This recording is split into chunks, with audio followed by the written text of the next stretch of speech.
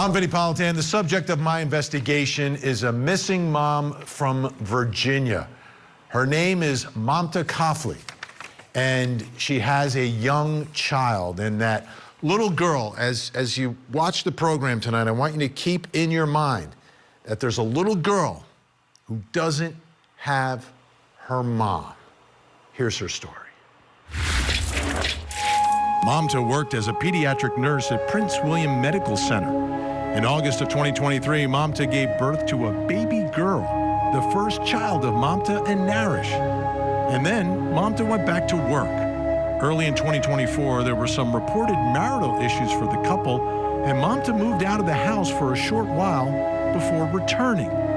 Then, on August 1st, when Mamta did not report to work and no one could contact her, co-workers asked for a welfare check to be done. Police went to the house, and eventually Mamta was officially declared as an involuntarily missing person. And now, her family, co-workers, and members of the community are wondering, what happened to Mamta? As always, people don't just vanish. Something happened. Now, people can voluntarily leave, but that's not the case here. Investigators believe that it's involuntary, meaning something happened. She did not want to leave, and that's why she's missing. Interesting, I want you to take a look here. WUSA 9 in Washington, D.C., covering the story, did an interview with Mamta's husband. And I want to read part of that to you. The reporter, talk to me about the last time you saw her. And then her husband says, in the evening of Wednesday, we were here and then we ate together, yes. The reporter says, what did she say? What was she like? The husband then says, we don't like any type, we don't have like any type of that. It was like a normal day, like other regular days. Just, like taking care of our baby. It was like very normal. The reporter asked, did she say anything about leaving? And the husband, Naresh Bhatt, says, no. No. So he's saying that they ate dinner together on the 31st. She didn't say anything about leaving, and then she's gone. She's gone. So, big question when there's a missing person. It's usually the first question that you ask. And it's my first question tonight, which I think is important to understand. When was Mamta last seen? When and by whom? Like, where's the last proof that, oh, there's Mamta? Let me bring in my guest. Joining me, Nepalese journalist who interviewed Mamta's husband, mother, and brother, Sachi Manali is with us. Also with us, retired police commander and host of the Profiling Evil podcast, Mike King. Thank you both for being here. Sachi, I know you have really got a lot of information about this. So what do we know about people seeing Mamta and when the last time was that they saw her? Thank you for having me. Actually, there are little bit of confusion, looks like, because when I asked his husband, when I interviewed Mamta's husband, he said July 31st is the night he saw her last. But when I interviewed Mamta's mother is back home in Nepal. So whenever it's like 28, if it's 28th July here, it's 29th morning there. If it's night, then it's morning there the next day. So she told me July 30th is the last day she talked to Mamta, and she used to talk to her 2-3 times a day in a video call. Okay, well, let me make sure I'm clear on this. So Mamta would speak to her mother, who's in Nepal, overseas, but would speak to her 2 to 3 times every day?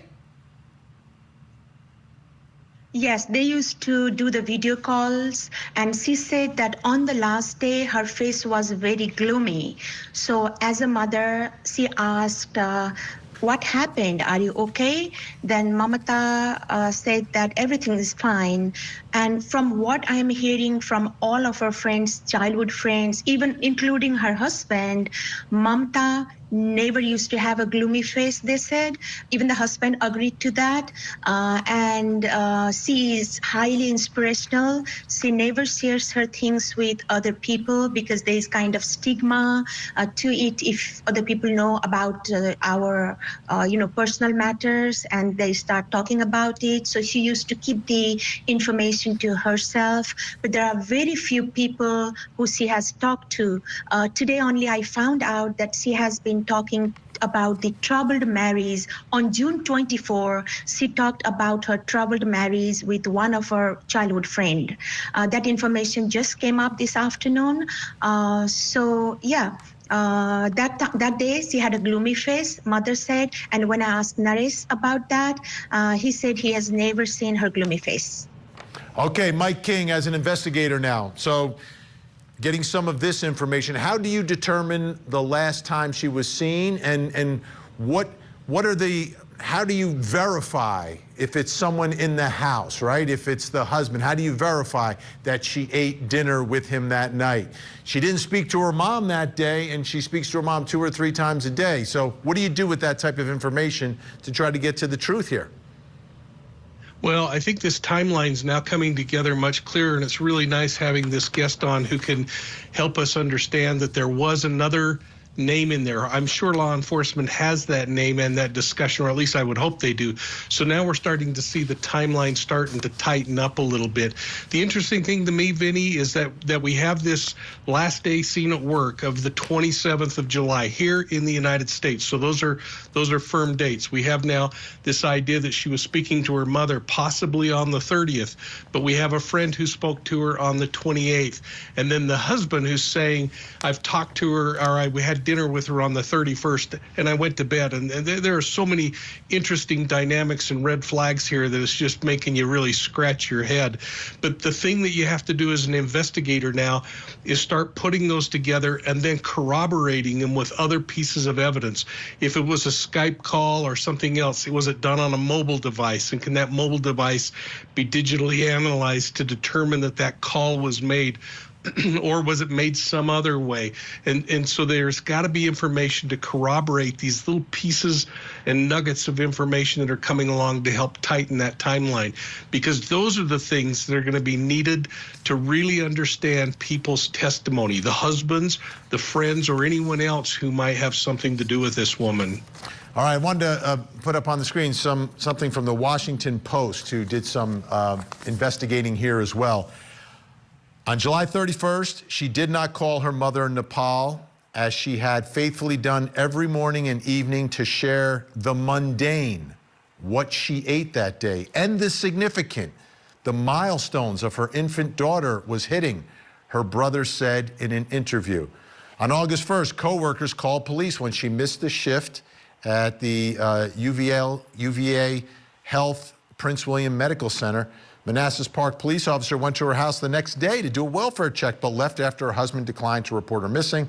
The police department said in a news release the family still had not heard from her, said the brother, who described pleading with his brother-in-law on August 4th to call authorities. So it seems, Sachi, that the family and her husband, so her brother not necessarily seeing eye to eye with her husband at this moment about the significance of her not being around.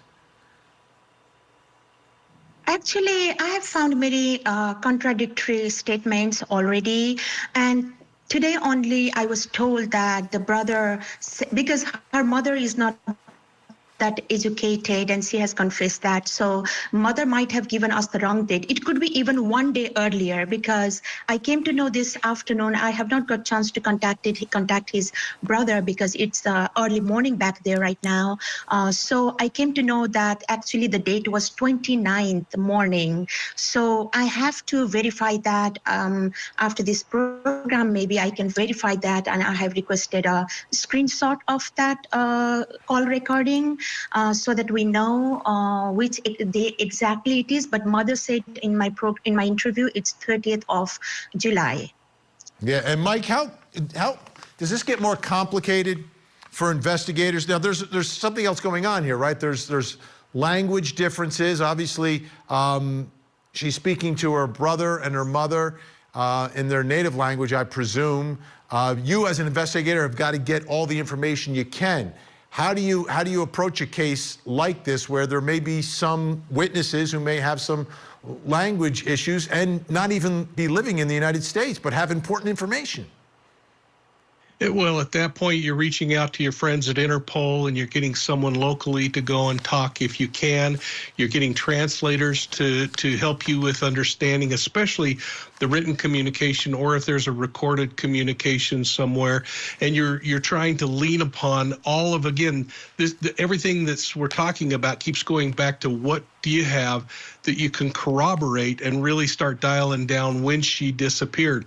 Because now, if in fact this information's correct, Vinny, we have a bigger window of probably 2 days that she could have disappeared. So then as you go back and you look at mobile phone records, her mobile phone, if she's been given one for easy access, his mobile phone, the husband's, what's going on in the neighborhood. We have to take into account the cultural differences and the things that might be kept quiet in that Nepali culture that maybe would be more openly talked about in a U.S. dynamic culture, whether these were arranged marriages or love marriages through the Nepali customs.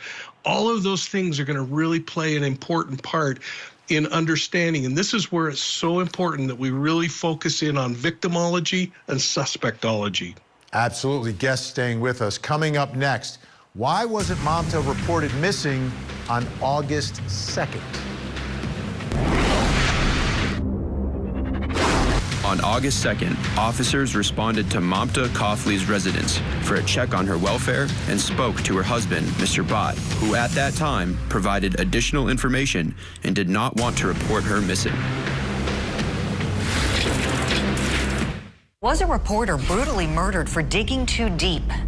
His death was absolutely devastating. The suspect, a former politician and subject of the victim's story on corruption. Can you tell us anything? Now will Robert Tellez go from elected official to convicted killer? Once all the evidence comes out, it'll be clear as day. Is it possible that bad press is a motive for murder? The investigative reporter murder trial. Live coverage weekday mornings on Court TV.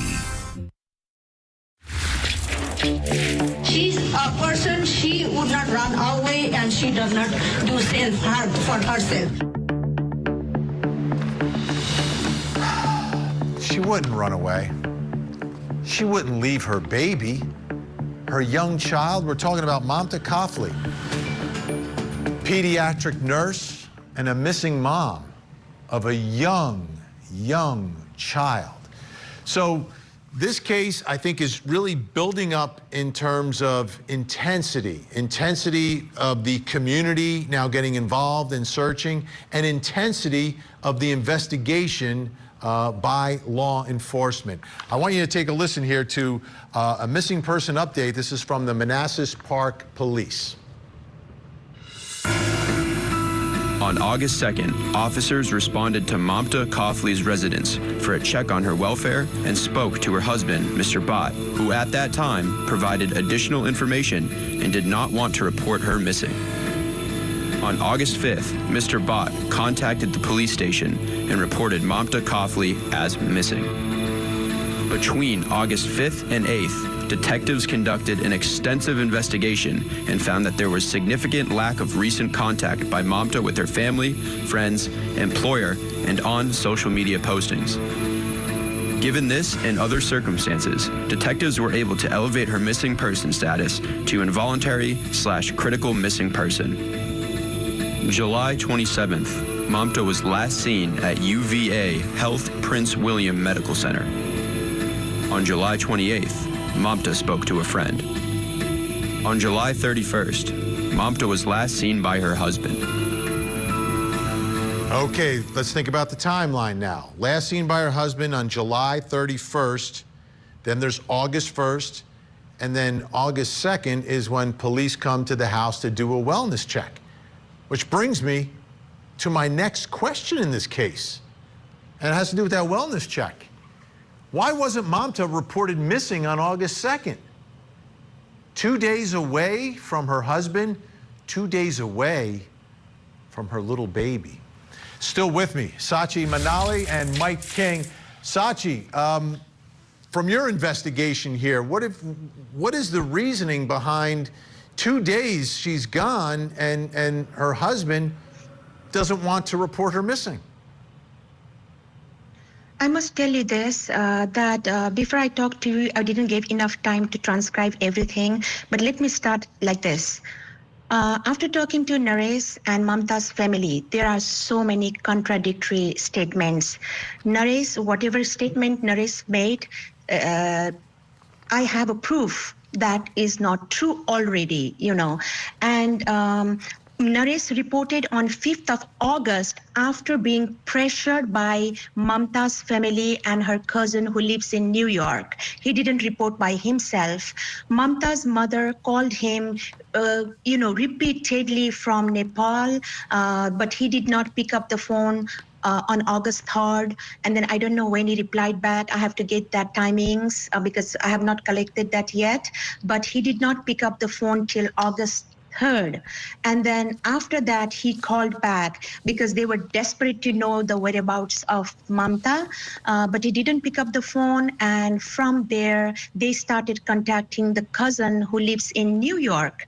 And that cousin actually texted Naresh asking how Mamta is doing. And then I can read that text to you here, which is in front of me. I had printed the text. On August 2nd, they started chatting. Actually, they have a long chat. They started chatting from August 2nd, asking the whereabouts of Mamta. And then on August, what is interesting is on August 4th, on August 4th, the information that Naresh gave to her is quite concerning because till now, I have not followed the mainstream media because I'm working tirelessly in the group, in a campaign to find Mamta. That's why I have not been able to focus that. But what Naresh told in my show was their relationship was extraordinarily nice. They don't even argue. They don't do anything. But Naresh likes to fight or argue sometimes. But Mamta didn't even used to do that. And he tried to explain it as extraordinarily wonderful or extraordinarily nice. And on August 4th, the lady, she's not her, the Naresh texts her saying she's not at her work. She might be at her apartment. It's amongst all other texts.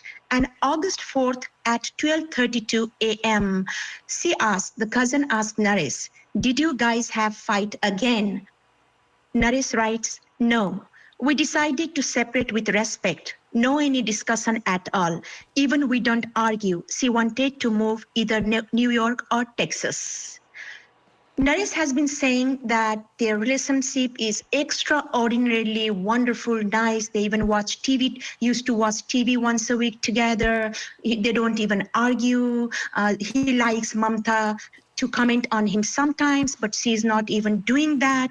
Whereas after her missing on August 4th, even before reporting, formally to the police, he says, "No, we decided to separate with respect." Wow. So I asked her mother. I was about to talk to her, and then I said, "Did anyone threaten you or, bribe you or something to come to this interview?" She said, I'll read that to you. I didn't have much time to transcribe, but I have a gist of it. She said they have a tea shop in Nepal. They keep on telling that our son-in-law knows everything. She cried, mentioning that I am very worried for my daughter, whether I can see her or not. So I came to this show myself. Even before I asked the question, she started telling everything, that her husband, my son-in-law, had done physical abuse to my daughter earlier as well in last February. But I was in touch with my daughter, even when 2 times she was out of the house. She stayed with a friend for a week or so, and after that, she moved to an apartment for 8 to 9 days. But that time, her in-laws knew, her husband knew, her Everyone parents, knew. This everybody time, knew about that. wow, Sachi, Everyone this knew. is huge. This is huge. This time, Let me yeah. just cut you off for a second. Time, I just have to no cut you one, off for a second. yeah. We're looking at pictures from WUSA, a search of the marital home. I just want to bring Mike King in just to get a little reaction to all these major developments that you are reporting for us. Mike, what are your thoughts here? A potential statement by the husband that they had separated on the 4th before he reports her missing on the 5th. That makes no sense. Yeah, this whole thing, again, like I said earlier, is so filled with red flags. The idea that there's past behavior that, as we've said before on this show, is always predictive of future behavior, that this domestic violence cycle that occurs is a true thing and a real principle, and that it can lead to domestic violence homicide. Now, whether that's the case in this situation or this woman had some emotional break and had to leave the area, we don't know, Vinny. But with the things that are happening with a child birthday and it's all about the importance of being a mother, it just doesn't fit, does it? No, it doesn't. All right, Sachi Manali and Mike King, unreal developments here. All right, folks, we got more. I'm Vinny Politan. We'll keep digging for answers as the investigation continues.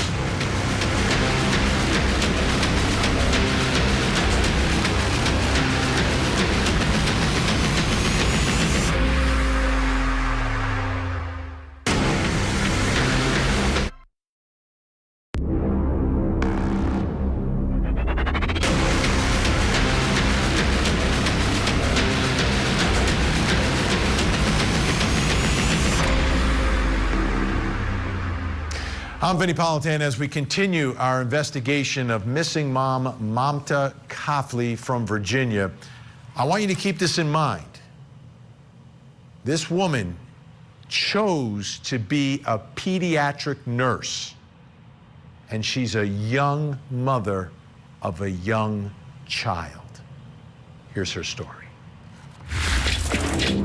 Mamta Kafle came to the U.S. from Nepal in 2021. She worked as a pediatric nurse and married a man named Naresh Bhatt. They lived on a beautiful, quiet cul-de-sac in Manassas Park, Virginia.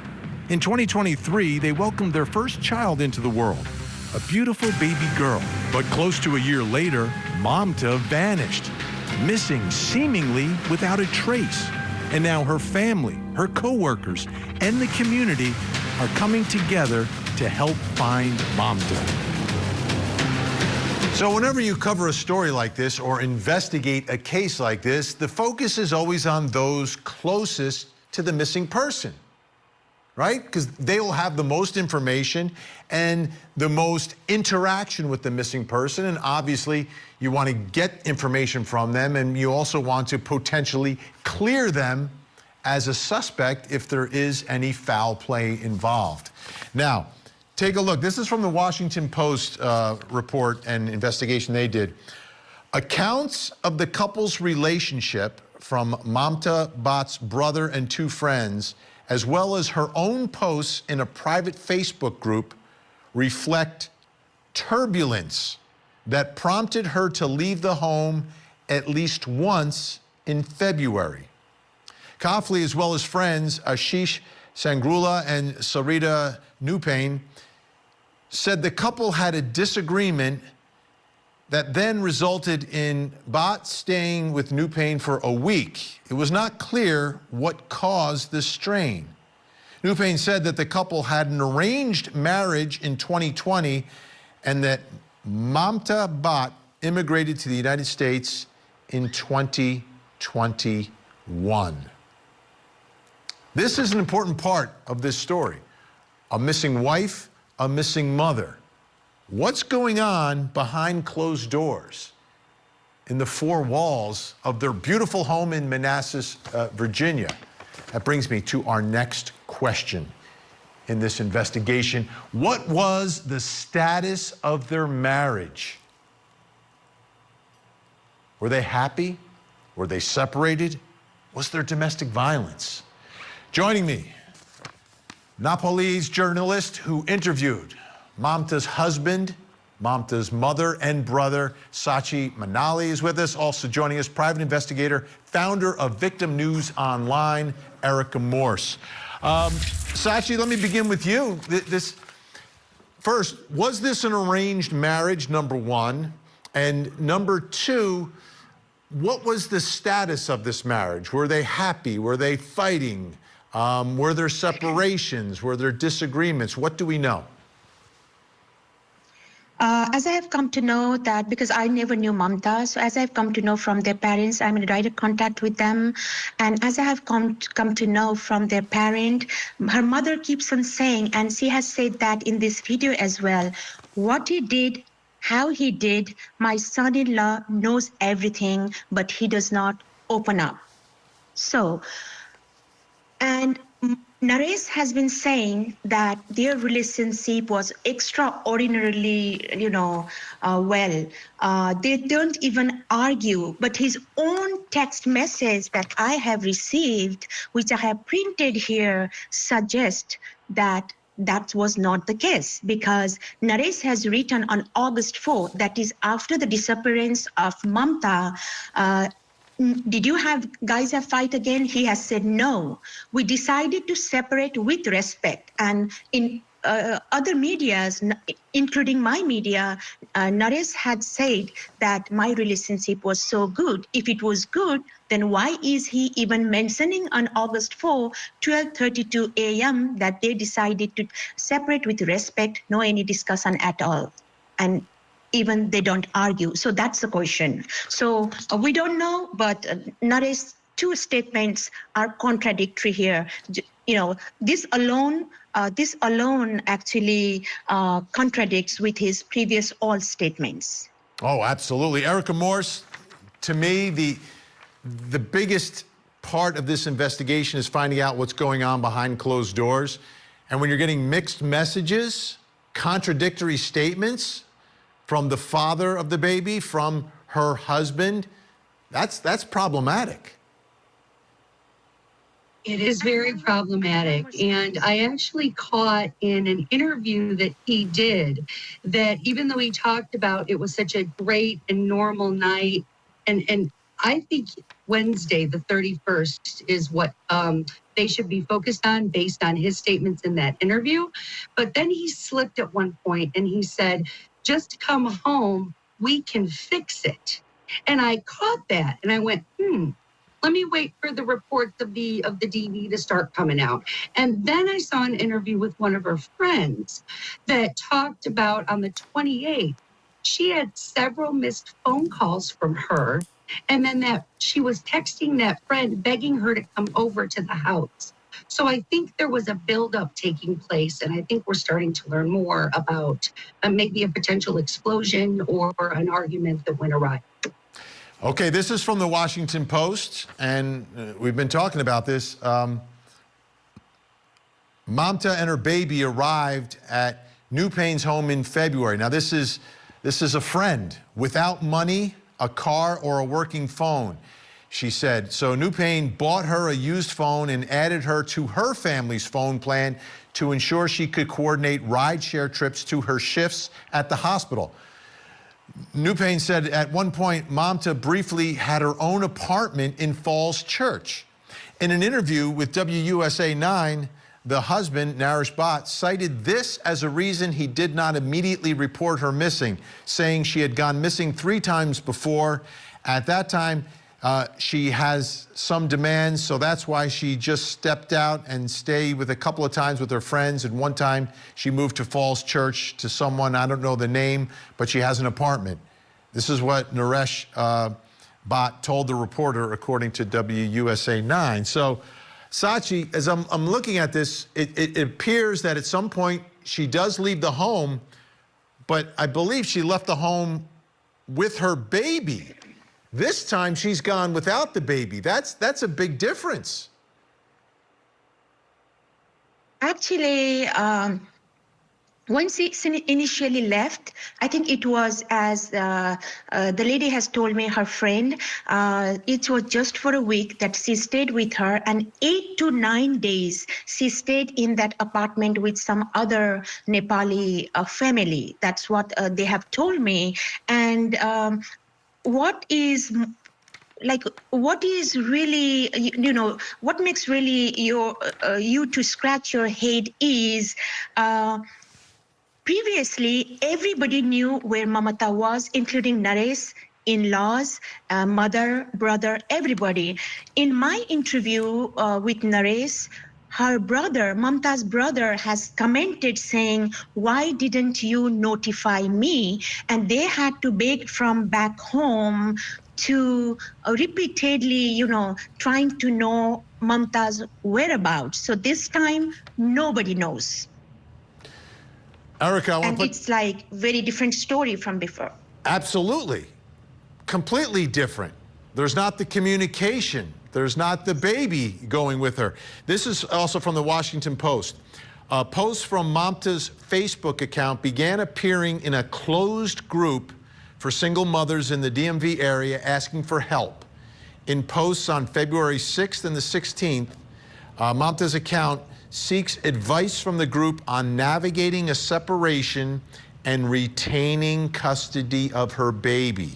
In follow-up comments, she appears to post about being new to the United States, unsure of where to go for legal help, and worried about money. Erica Morse, couple things here. Number one, when she left before, everyone knew where she was, and she apparently had her baby with her. This time she leaves, no one knows where she is, and she doesn't have the baby. That is a different circumstance, and it seems, at least in February, it is possible that she was looking for a way out of this relationship. This is a woman planning an exit strategy. And as we know, Vinny, that is also the most dangerous time in a woman's life, is when she's planning to walk away. Now, the one thing I will say is that law enforcement is being very closed-lipped about this. And there is a possibility here that she escaped and got to a DV shelter. And if that is the case, law enforcement will do their due diligence, and we may not necessarily know the outcome for privacy reasons. So I am encouraged, considering they're talking about hope and they're talking about everybody remaining positive, because that is a potential resolution to this case that we must consider. Absolutely. I think everything's on the table. And if you go to a DV shelter, things remain anonymous. You don't want anyone to know where you are if you feel like you are in danger. That's part of that. Sachi, let me ask you some questions. Do we know if she had access to a vehicle, like a car, to get away? Or if she left on her own, would she have to get a ride or walk? I came to know even from the husband that she used to call Uber for her work. She did not have a car. And in one question, I asked him, you said that you went to search for her and then just looked from outside in a friend's house between August 1st and the 5th. August 1st, he said, he went there, he looked from outside, and then said that Mamta is not there, and then he came back. I said, well, how do you know that she was not there? Because she doesn't drive a car. That means her car was not there in a driveway or parked outside. So how do you know that? He said that, well, that friend's house is transparent. I just saw from outside that Mamta is not there, and I returned home on August 1st. And I asked him, why didn't you call the police then? He said, she used to go for work like for a couple of days earlier. I then told, well, that was the time when you had a fight, but your relationship is extraordinarily nice, wonderful at this time. Why did she go? Were we expecting her to go somewhere? He said no. I asked him, was she scheduled to come home that night? He said yes. Well, then how could you sleep without even reporting to the police? Wow. You know, he said, well, I put my baby to sleep and something, and then I went to sleep. Okay, then was he there on August 2nd morning? He said, no, she was not there. Why didn't you report then? He said that, well, that was not like, I was not serious by that time. And I asked him, what happened when the police came? He explained that. And then I said, did you file the report then? Then he said that, well, I told the police that she used to go earlier as well, like this.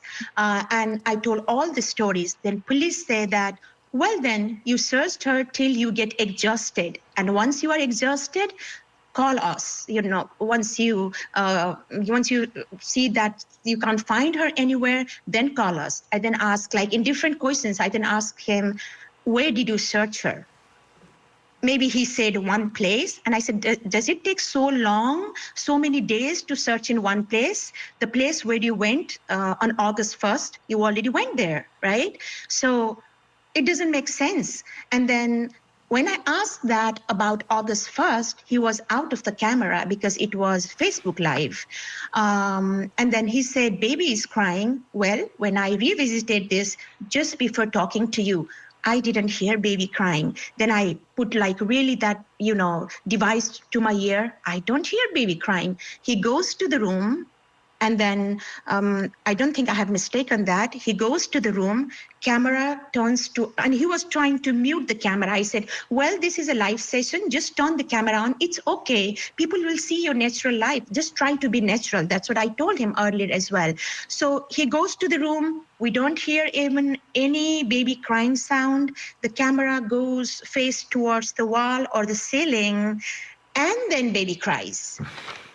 Of course. He lifts up the baby, and then you will know when you watch that. Absolutely. Sachi Manali, we're out of time for now, but we really appreciate your insight. Great reporting.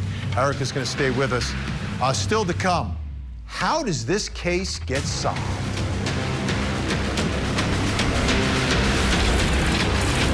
One of the most successful true crime TV shows ever. This is crazy. Now has a new home on America's original true crime obsession, 48 Hours on Court TV. Coming up next on Court TV. This week. What to know before the day's proceedings in the investigative reporter murder trial. Plus, a deeper dive into the big trials coming up with our daily spotlight. Opening statements with Julie Grant. Mornings at 8, 7 Central on Court TV.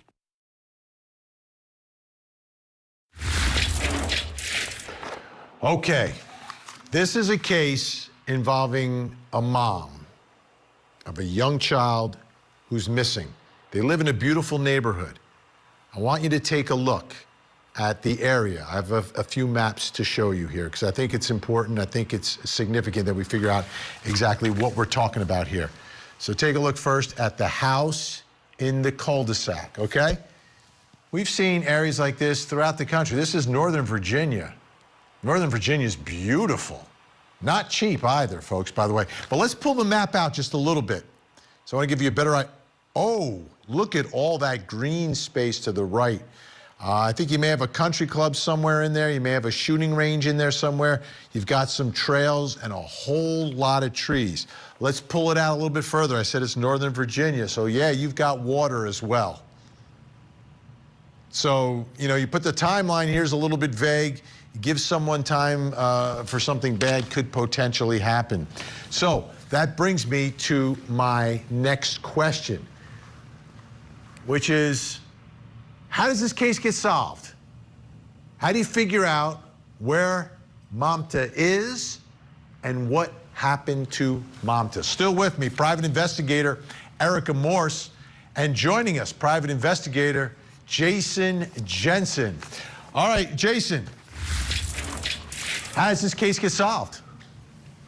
Well, you know, it seems like from the latest updates that we are hearing is that law enforcement is working the home, probably executing a warrant. So that's always a good sign that they're going to either clear the husband, go through digital devices, try and figure out if there's some way to corroborate allegations, accusations, or whatnot so that they can move on. If it's something to do with the husband, this kind of is reminiscent to like latest coverage of like Scott Peterson and Lacey Peterson.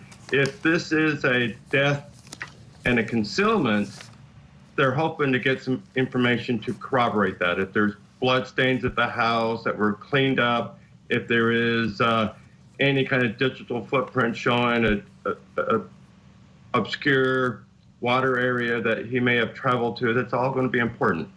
These images from WUSA 9 in the area, and you take a look, and one of the things I noticed, Erica Morse, you see the yellow tape. They call that crime scene tape, don't they? You've got an evidence van in the driveway, and then you've got some other cars there, people walking in and out of the house. What are your thoughts, Erica, about what you're looking for in that house, what you could find in that house?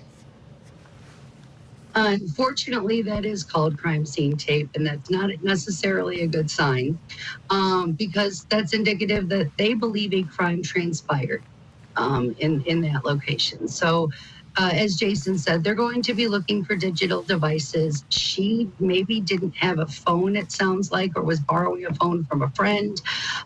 They're going to be looking for evidence of a struggle. They're going to be looking for things like furniture missing. Is bedding missing? Are sheets missing? Is there evidence of something being cleaned up recently or recent bleach in a specific area of the house? And then they're going to lean on the husband. If I were law enforcement, I'd be pushing him to take a polygraph. That way we can rule him in or rule him out. But the crime scene tape around the house, not necessarily a good sign. You know, Jason, every time someone is missing and there's a wooded area near the house, I say that's the area that you've got to hit first in a search. You've got to search that area. How many times have we seen that someone who is missing is somewhere near the closest wooded area to their home?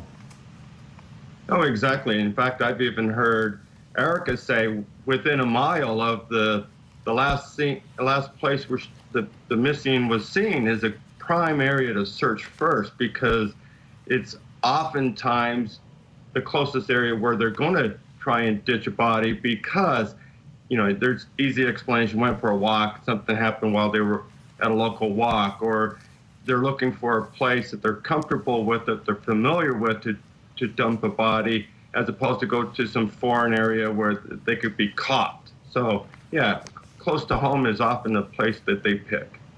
And you back up to a vast wooded area, even if she's wandering out on her own, that could be a place where she could go. Erica, let me ask you this. I'm asking, how does this case get solved? What are your thoughts about the chances of this case being solved? I think the chances are as good as Maya Miglietti, just plain and simple, because the two cases are so similar. And I bring that up because of the daughter's birthday, Vinny. Here we are again, a mother missing her daughter's birthday. I'm not buying it. So either this woman ran for her life in a moment of actual escape, and she felt that was her only time to flee and did so without her baby because it was that dangerous, or they're treating that like a crime scene for a reason, and they're going to have to expedite, finding her, and that's why they have all these searchers. Erica Morse, Jason Jensen, thank you so much. Mamta is a mom. Mamta is also a pediatric nurse. I'm having a real hard time thinking that there's any chance that she voluntarily left her baby behind. I'm just not buying it. Something happened, and hopefully investigators find the evidence that lead to an answer for that little baby. I'm Vinny Politan. We'll keep digging for answers as the investigation continues.